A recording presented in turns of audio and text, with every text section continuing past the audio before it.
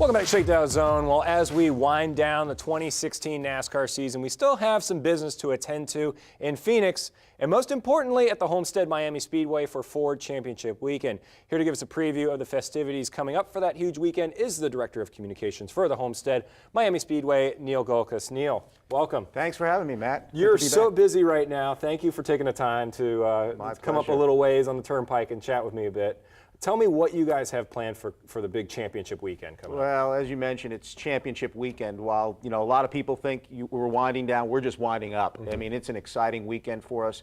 We're going to be crowning champions in all three series: the Camping World Truck Series on Friday night, the Xfinity Series on Saturday night, or Saturday afternoon, excuse me, and then the big one, the Sprint Cup Series on Sunday. And so there's a lot of great racing. There's going to be 12 contenders. 3 races, 3 champions, and all at one venue, Homestead Miami Speedway. There's plenty to do for everybody, whether you're an avid NASCAR fan, whether you're a moderate one, or whether you just want to come out and have a good time. We've got plenty of action on the track and away from the track as well.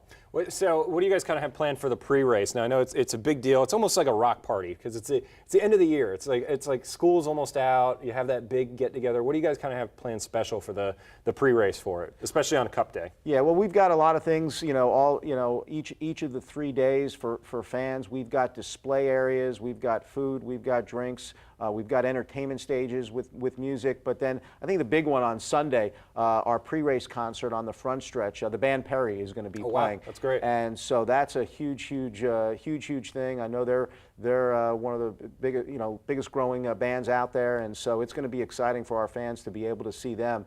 And it kind of goes in line with the long list of A-list type performers that we've had at our track pre-race over the last few years, including Tim McGraw, Jason Aldean, Dirk Bentley, people like that. What's your big pull to get new people to come down for this? So a lot of NASCAR fans know about this race. It's been the championship. It's been how long has it been there? Is like the championship race? Well, this is technically the 15th straight year that we've partnered with Ford to have Ford Championship Weekend, which has been the last race on the schedule, ostensibly crowning the champion.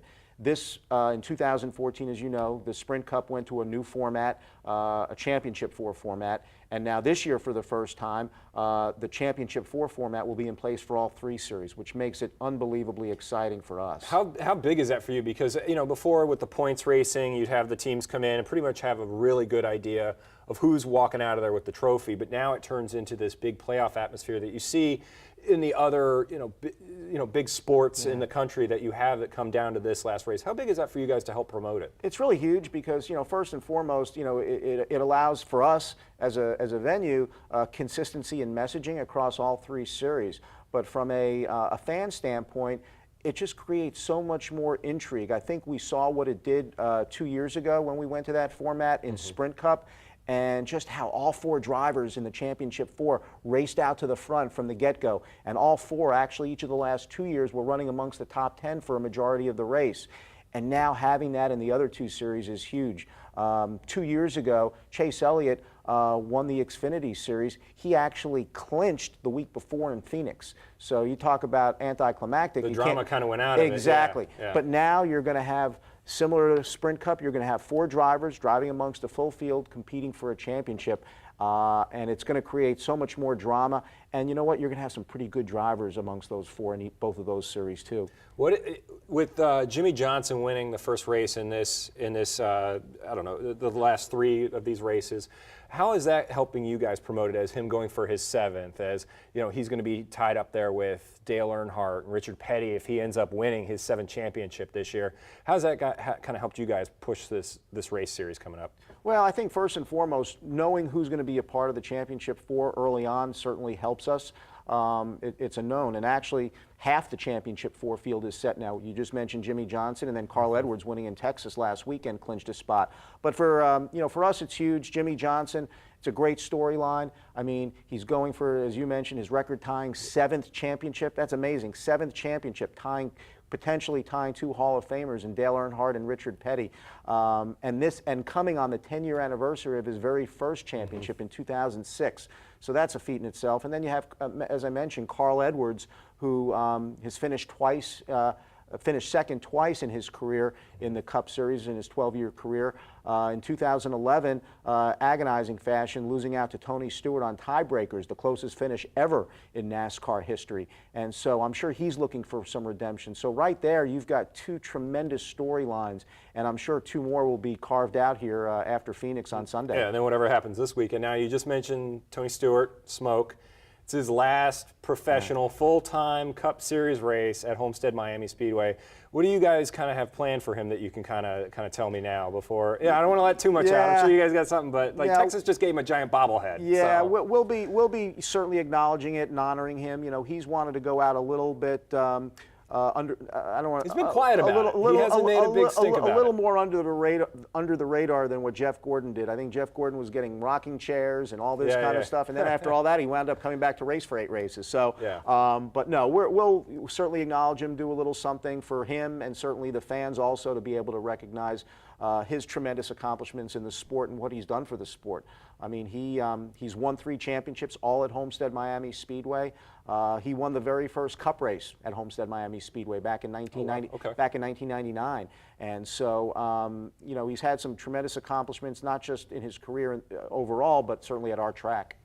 So with Tony now retiring, Jeff retired last year, you know, a lot of the old guard, you could say, is hanging up the steering wheel and moving on. But we've got this whole batch of young drivers coming in. From your side as a director of communications, how are you guys promoting the younger drivers coming up as the older ones are starting to retire?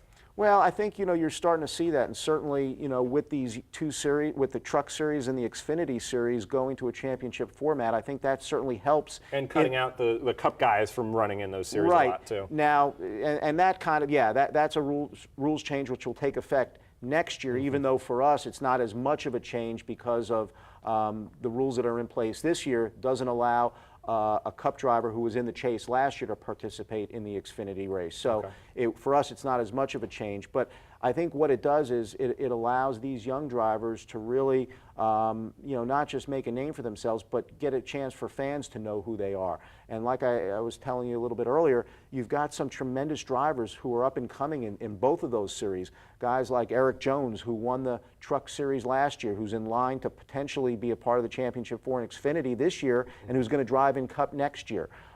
Drivers like William Byron, who's had an unbelievable rookie year in trucks. He's won 6 races, and he's going to be driving in Xfinity next year. So I think the success of a lot of these kids is going to help tremendously and help in the transition, because there will be a transition coming up. Now tell me about the diversity program. Now a lot of these guys coming up are younger, and they have a diverse minority group. So there's some guys in the Xfinity Series, you know, 1 or 2 in the Cup right now. What are you guys doing to promote that, especially being in Homestead Miami, where it is a very diverse culture? How are you helping promote, bring a different set of fans to the track? Yeah, well, it's big for NASCAR, and we work in conjunction with them to certainly help create awareness of the program, the Drive for Diversity program, as you mentioned, which has been around for I think about since 2004, and they've really done a tremendous job in not just creating awareness of auto racing and what's available, but also identifying drivers and also identifying pit crew members, which is part of the Drive for Diversity program. In fact,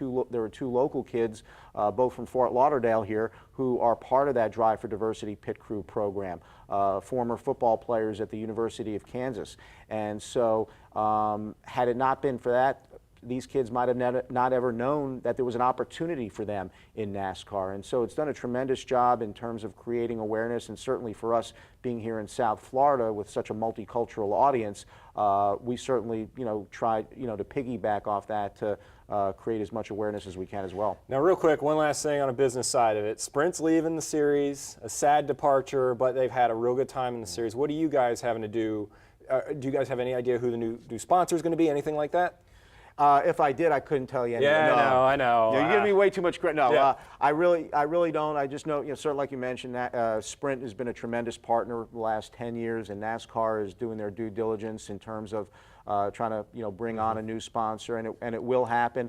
And so you know, it'll come in time. And for now, we're, you know, going standard operating procedure. Be sad to see all the yellow going away. Yeah, it will, but I'm sure the new colors will be just as nice. All right, Neil, thank you. Make sure everybody get your tickets for the Homestead Miami Speedway race. Where can they go? 866-409-RACE or homesteadmiamispeedway.com. Awesome. We'll have a preview of what to expect in Phoenix for the last race before the championship when we get back.